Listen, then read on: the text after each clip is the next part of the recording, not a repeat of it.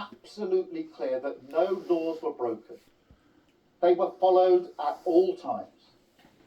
I simply had something to eat while working late in the evening, as any politician would do days before an election. But if the police decide to issue me with a fixed penalty notice, I would, of course, do the right thing and step down. Ever since the first COVID lockdown, I've always followed the rules. In that time, the British people have made heart-wrenching sacrifices. People were left desperately lonely. They were separated from family and friends. Tragically, many were unable to see dying loved ones. This was a collective sacrifice. People were entitled to expect that politicians would follow the same rules as everyone else. When my mother-in-law passed away suddenly just before the lockdown, my wife and I were unable to provide her father with the support we wanted to afterwards, because we followed the rules. We all found the rules frustrating at times, and I'm no exception to that. I had to isolate 6 times during COVID, pulling me away from my work and the things that I love. But I did it because we followed the rules. The idea that I would then casually break those rules is wrong. And frankly, I don't believe those accusing me believe it themselves.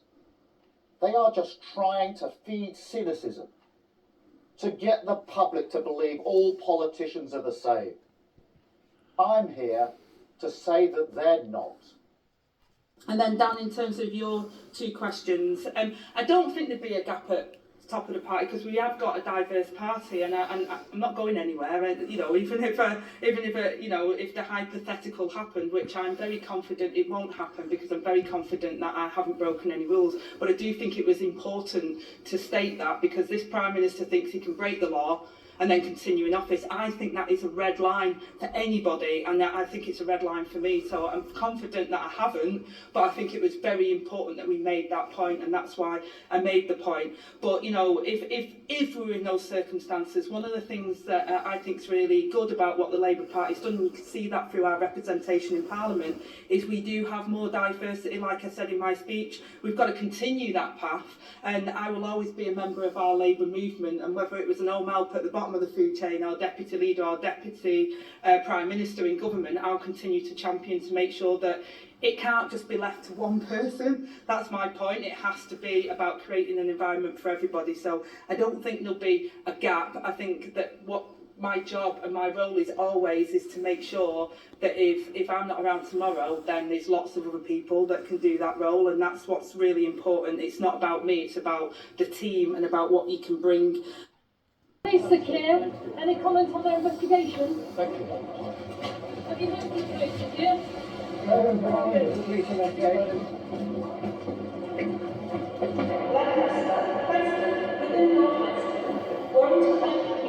And London Euston, this train is formed of 11 coaches. Anything to say about the investigation? Have you heard from Durham Police?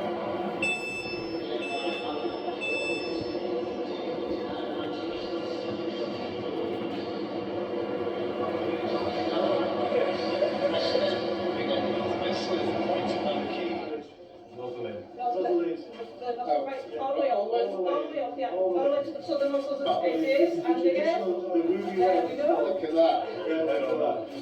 Perfect time. Perfect time. Couldn't get any better than that. Look at that. Done it once.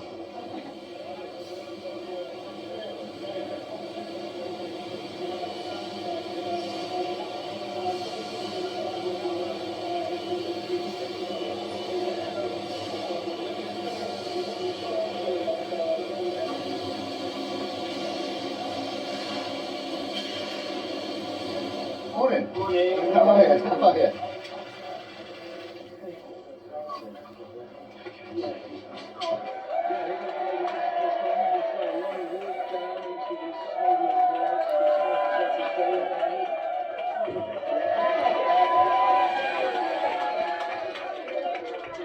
And I said the test of that will be whether the voters trust us again in places like Barnet. And they've done it!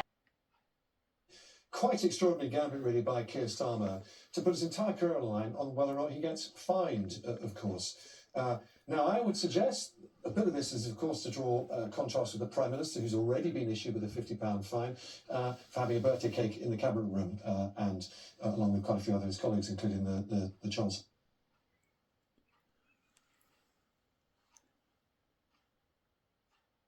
Birthday cake in the Cabinet room, and along with quite a few other of his colleagues, including the Chancellor, and has not offered his resignation. Alice, can I come to you first?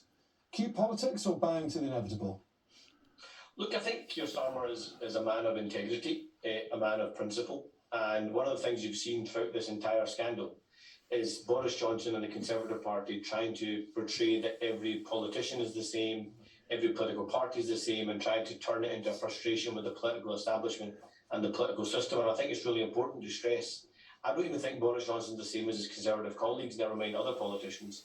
And clearly we can expect a different kind of incumbent of Downing Street in terms of Boris Johnson, and a different kind of politics than what we have just now. I think that honesty, integrity, decency is important at the heart of our politics, at the heart of Downing Street, and I think Keir Starmer recognises that. Okay, it did take 3 whole days for that honesty, integrity and decency to come to the surface. Why didn't he say this on Friday?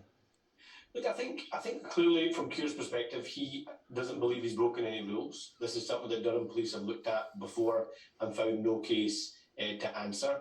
And he's always said he's willing and open to answer any and all questions. But it is one of those issues that's kept me on and on and on around what will you do in X or Y or Z scenario. He's drawn a line under that, and let him answer those questions. Let Durham police come forward with their findings. And I think you can see quite clearly a contrast between Boris Johnson, the man, and Keir Starmer, the man. Harry, this has put a bit of pressure on Boris Johnson, hasn't it? Boris Johnson has patently not resigned.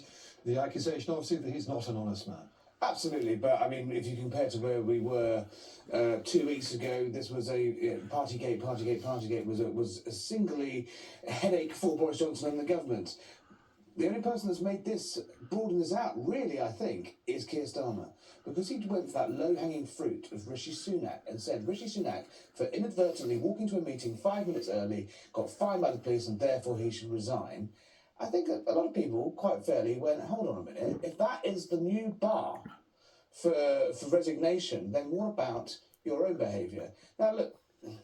Yeah, but on to Boris Johnson, though. Boris It does make it more uncomfortable. Yeah, of course it is. And you can see why Tory ministers are not calling for Keir Starmer to resign. But the idea that this is some sort of tactical brilliant move by Keir Starmer to pin it all back on the Prime Minister is, I think, a little bit of cute spin. Actually, he's in a corner as the Sun described it. Well, but he's backed up against the wall, and look, this is the last throw of the dice, because he was so adamant that Boris Johnson had to go that if he does get a fine, he has to go anyway. So he might as well spend the next 6 weeks being able to play politics. But Harry, I would say that both yourself and also the Daily Mail has tried to draw this false equivalence between what I don't think I have. And what was happening in Durham.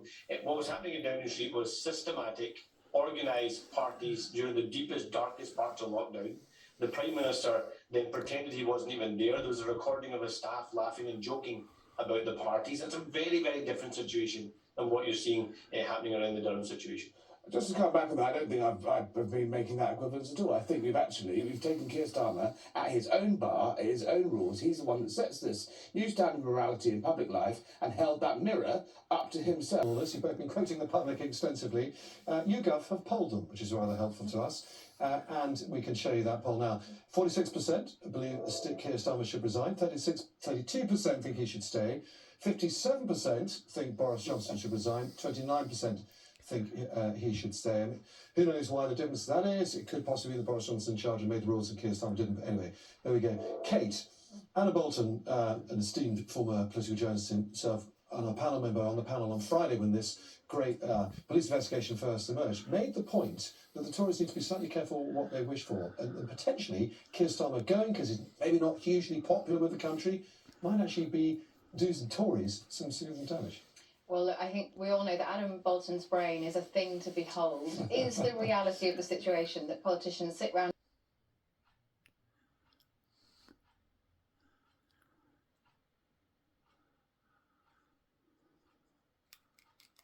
the case, and that request had been made by a Tory MP. By Saturday, the Mail was declaring that Labour had been lying about the Beergate event and accused Starmer of orchestrating a cover-up. And on Tuesday, the campaign continued. The Mail's front page led with a column by Richard Littlejohn and called Starmer a hypocrite. Clearly, this is a newspaper. Let's start by getting some facts straight. This footage was taken on the 30th of April 2021 in the office of Labour MP for the City of Durham, Mary Foy. It shows Starmer drinking a beer with 4 or 5 other people in the room, including Foy.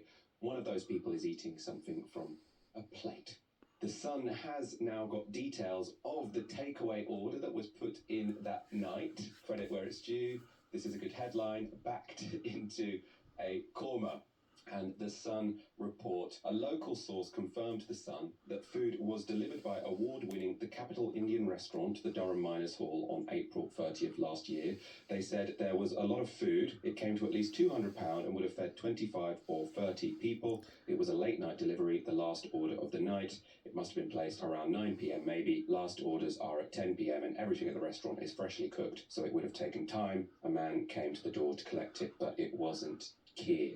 That figure of 30 people has now taken on a life of its own, with journalists and Tory MPs reporting it as fact. But it's based simply on the size of the takeaway order. But it doesn't necessarily take 30 people to spend 200 quid on a takeaway. But of course, the key question is this. Did any of this, however harmless it might look, break the law? On the 30th of April 2021, we were in stage 2 of the roadmap out of lockdown.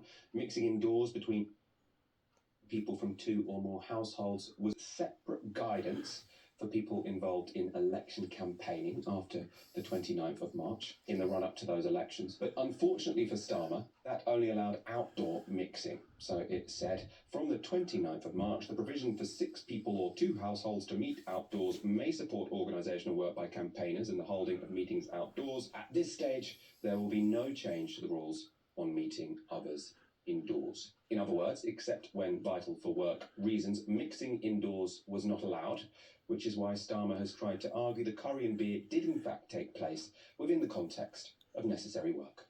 That evening, from memory, we were doing an online event for members because we have this get out the vote thing for the last few days, which is to get members to. I was doing pieces to camera, which we pre-record to send out at other times. We were clearing documents, we were preparing for the next day, we were doing all the things that we have to do. This is what we do when we're on the road, because we're out all day. Now, we were in the office to do that work. At some point, this was in the evening, everybody's hungry, and a takeaway was ordered. It was then delivered into the kitchen of the offices. Well, it sounds very much like a birthday cake at an event where people were working, which is exactly what the Prime Minister has said. A potential difference between the birthday events, that's Boris Johnson's birthday event, and Keir Starmer's curry, is that one was at the height of the first lockdown and the other was a year later. They were very different political situations. There's also much more evidence Boris Johnson is a repeat offender. We are in the midst of a local election campaign, lots of claims, counterclaims being made throughout this. One of this is about, and it's a long-running issue, about whether you broke the rules during lockdown. And I just wondered if you could clear up something for us.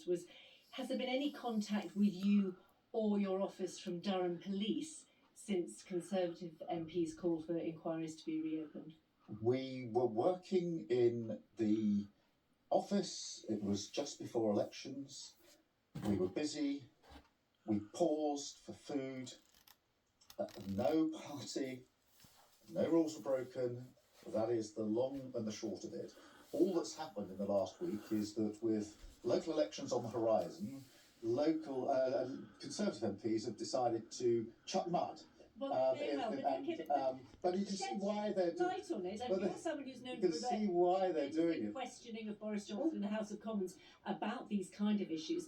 And I know that you haven't answered my question, which is about contact from Durham Police. Have there been any contact with you or the office in recent weeks? The police looked at this months ago and it came to a clear conclusion that was no rules were broken, and that's because no rules were broken. Not quite. All the I rest just of wondered if they've been back in touch since the local MPs have been raising questions about it. Well, look, they've already concluded their investigation. No rules were broken, and this is simply being whipped up as mudslinging by the Tories. But you must remember if the police had rung up your office. If the Conservative Party put as much effort into answering the question, how are you going to help people with their energy bills, as they're putting into this mudslinging, then actually do a service for millions of people who are really worried about their energy But bills. by not answering questions like mine, aren't you adding to the clouds of doubt around this? Well, there's just, we were working, we stopped for food, no party, no rules were broken. I don't know what I could add to that.